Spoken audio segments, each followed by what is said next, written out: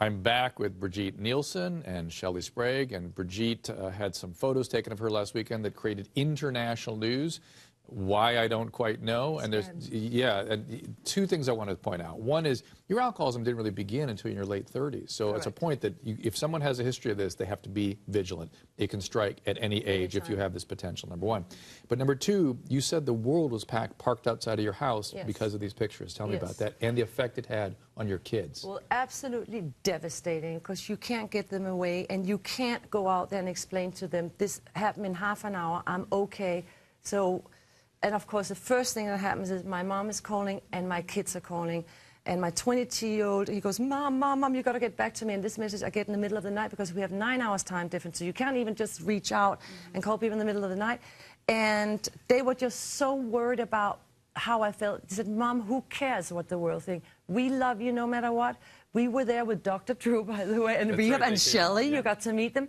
And I never thought, well, I was hoping for this incredible support of my own children with the readers, with the slip that it happened, that they were so supportive.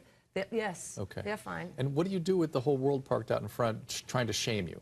What I have done is I've made a statement, and I've chosen to come to you. And thank you very much for allowing me to be here. And thank you, Shelley. And that's it. My life goes on. I'm back in my sobriety. I'm going to meetings. I'm concentrating on who I love the most, which is my family. And I love my job, too. And I have great opportunities. So, you know, you go on. This is all you can do. And I guess what I've learned from you, don't blame yourself too much, because if I get into denial and get too upset, I'll be back in the park. And I don't want to go back there ever again. That's right. Let's take a call. Let's see if we can get a call. We've got just limited time. Lori in Ohio. Lori? Yes, Brigitte, how do you start fresh after all the relapses? Are you a relapser, Lori? Sure am. You are.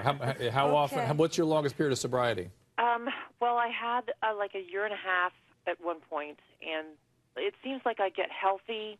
And once I start feeling healthy, it's like I feel like, oh, I can have one. Right. One you know what? turns into, you know. Sound familiar? That's so familiar to me. I mean, I think the longest I've had is 4 years. And you really think, I've got it now. I've got it down. I'm normal. But obviously, that's not the way.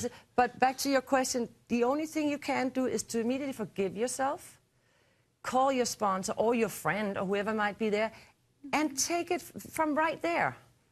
You were there, but you're not anymore, and you move on. And if this is what you really want, this is what I've always been telling the people that I know, I don't want to be a recovering alcoholic, but I am. So the best thing I can do is to read about it, to be a part of the meetings, and accept who you are. And don't be ashamed.